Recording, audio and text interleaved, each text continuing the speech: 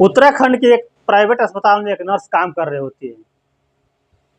अपना शिफ्ट काम खत्म करके अपने घर के लिए निकलती है, जहाँ पे वो अपने एक 11 साल की बेटी के साथ रहती है किराए पे। उस घर के लिए निकलती है शाम का टाइम, लेकिन घर नहीं पहुँच पाती है। अगले दिन उस नर्स की बहन थाने में रिपोर्ट लिखाती है कि साहब मेरी बहन लापता है, वो घर नहीं पहुँची। अक्सर वो घर टाइम से पहुँच जाया करती थी। रिपोर्ट के बाद पुलिस छानबीन में जुटती है और छानबीन में पता चलता है कि एक खाली फ्लैट में झाड़ियों के अंदर उस नर्स का शव मिलता है। शव मिलने के बाद उस शव को पोस्टमार्टम के लिए भेज दिया जाता है, जहाँ से पता चलता है कि उस नर्स के साथ घिनौना कृत्य किया गया है। इसके बाद उस नर्स का गला घोट दिया गया है। इसके बाद पुलिस छानबीन में लग जाती है और आरोपी के पकड़ने के लिए, और उस मोबाइल के आधार पे कड़ी छानबीन के बाद एक दिहाड़ी मजदूर को पकड़ लिया जाता है। नमस्कार दोस्तों, ये सच्ची घटना है उत्तराखंड के एक निजी अस्पताल में काम करने वाली नर्स की, जो कि उत्तराखंड और उत्तर प्रदेश के बॉर्डर के पास ही एक गांव है जिसका नाम है बिलासपुर। वहीं पे किराए के फ्लैट में वो अपने 11 साल के बेटे के साथ रहती थी, और उत्तराखंड में निजी अस्पताल में नर्स का काम कर रही थी। प्रतिदिन का काम था, सुबह जाती थी और शाम को काम करके वो घर आ जाती थी टाइम से, क्योंकि अपने बच्चे के साथ वो अकेले रहती थी। उसका परिवार सब सारा अलग रहता था और वो अपने बच्चे के साथ अलग रहती थी। अभी 30 जुलाई के 2024 को अपना काम खत्म करती है और घर के लिए निकल जाती है कि उसकी बेटी इंतज़ार कर रही है, जल्दी जाना है। शाम हो जाता है और वहीं पास के एक से इंद्र चौक है, जहाँ से वो ई रिक्शा लेती है और ताकि घर जल्दी पहुँच जाए। अब घर जाती है और घर से कुछ दूर पे उतर जाती है, जहाँ से पैदल जाना होता है।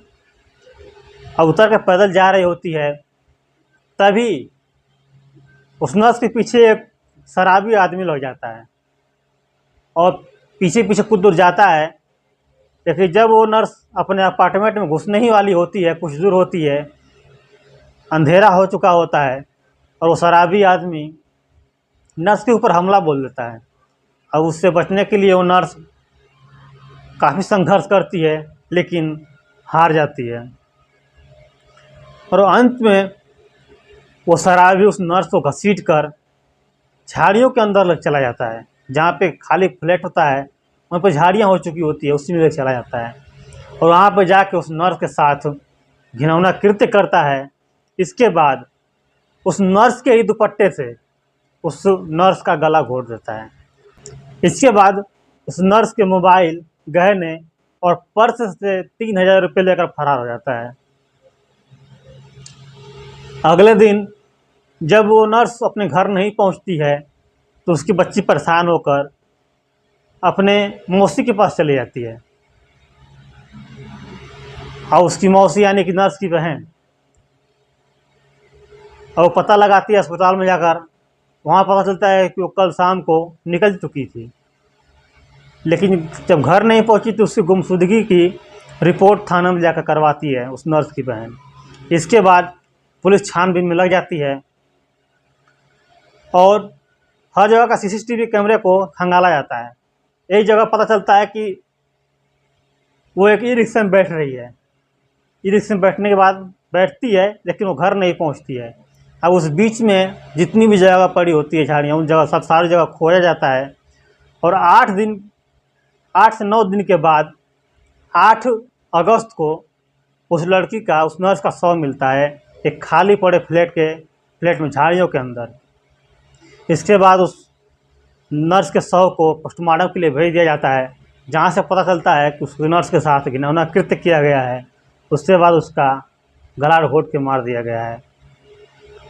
अब उस आरोपी के तलाश जारी हो जाती है। एक SIT टीम बनती है, उस आरोपी के तलाश में लग जाती है।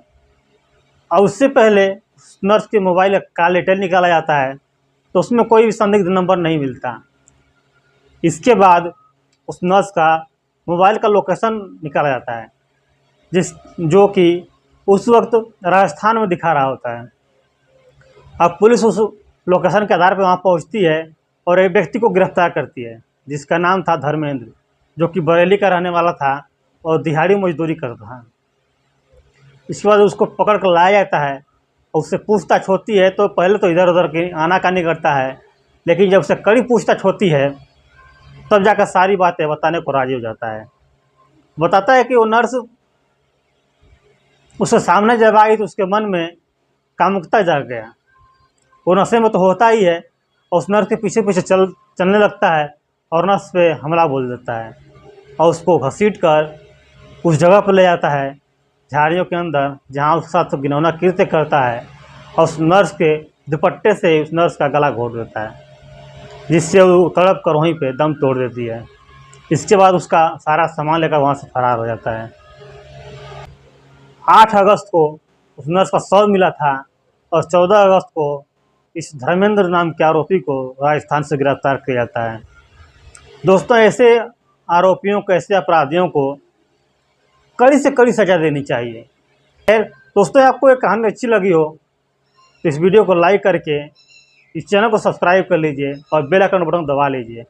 आपको इसी तरह का कहानियाँ, इसी तरह की घटना के बारे में आपको अवगत कराते रहेंगे। मिलते हैं अगले वीडियो में एक नई कहानी के साथ। तब तक के लिए जय हिंद।